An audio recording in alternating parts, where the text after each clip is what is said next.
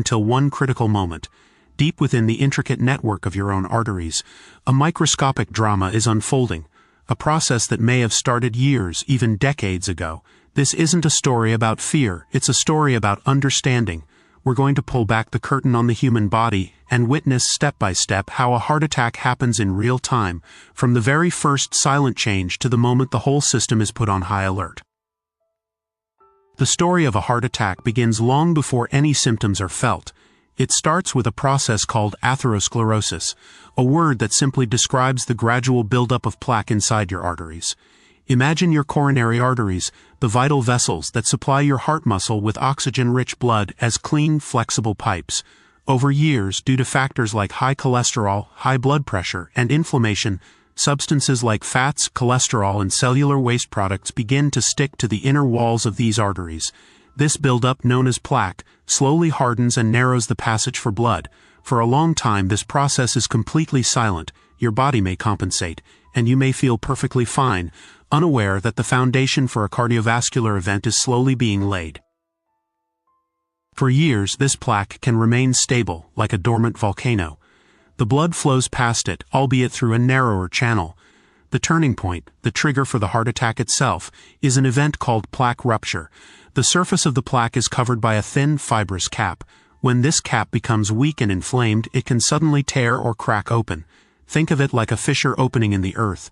This rupture exposes the soft, fatty core of the plaque to the bloodstream.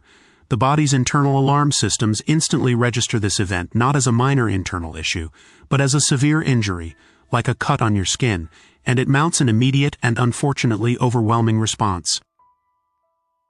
The body's reaction to the ruptured plaque is both a marvel of biological engineering and, in this context, a catastrophic miscalculation. When the bloodstream comes into contact with the fatty material inside the plaque, it triggers a powerful clotting cascade. Tiny cells in your blood called platelets rush to the site of the injury, becoming sticky and clumping together to form an initial plug. This then activates a web of protein fibers called fibrin, which weaves through the platelet plug, reinforcing it and trapping more blood cells. The intention is noble, to seal the wound and prevent bleeding. The result, however, is the formation of a large blood clot or thrombus, right in the middle of an already narrowed coronary artery. This rapidly growing blood clot acts like a dam, suddenly and severely restricting or, in many cases, completely blocking the flow of blood through the coronary artery. This is the moment the heart is put under siege. The section of heart muscle that was being fed by this artery is abruptly cut off from its life-giving supply of oxygen and nutrients.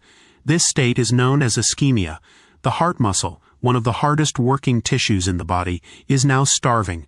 The silent, slow-building drama of atherosclerosis has escalated into a full-blown, time-sensitive crisis. The clock is now ticking loudly for the affected heart cells. The internal crisis of ischemia doesn't stay quiet for long. It sends out powerful distress signals that manifest as the classic symptoms of a heart attack. The crying out of the oxygen-starved heart muscle is often felt as an intense pressure, tightness, or squeezing pain in the center of the chest, a feeling known as angina. This discomfort can radiate to other parts of the body, such as the left arm, the jaw, the neck, or the back. As the heart's ability to pump blood efficiently decreases, fluid can back up into the lungs, causing shortness of breath. The body's stress response also kicks in, leading to a cold sweat, nausea, and lightheadedness. It's crucial to remember that these symptoms can vary greatly from person to person, and are not always dramatic or movie-like. As we zoom into the microscopic level, we see a battle for survival inside the heart tissue itself.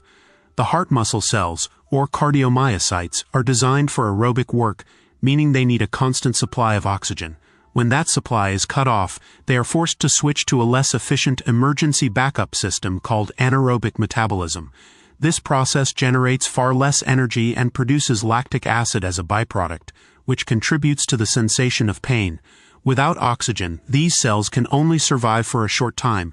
After about 20 to 40 minutes of severe ischemia, they begin to die, a process called infarction. This damage is permanent, as heart muscle cells do not regenerate. A heart under siege is not just a struggling pump, it's also electrically unstable. The heart's steady, coordinated beat is controlled by a precise electrical conduction system. When heart muscle cells are damaged or dying from lack of oxygen, they can disrupt this delicate electrical rhythm. They may send out chaotic, erratic electrical impulses that interfere with the heart's normal pacemaker. This can lead to dangerous and irregular heart rhythms, known as arrhythmias. In the most serious cases, this can trigger ventricular fibrillation, a state where the heart's main pumping chambers just quiver uselessly instead of contracting forcefully. This chaotic electrical state prevents the heart from pumping any blood to the body and is a primary cause of sudden cardiac arrest during a heart attack. This brings us to the most critical element in this entire timeline: time itself. There is a saying among cardiologists: time is muscle. Every single minute that the coronary artery remains blocked, more heart muscle tissue is lost forever.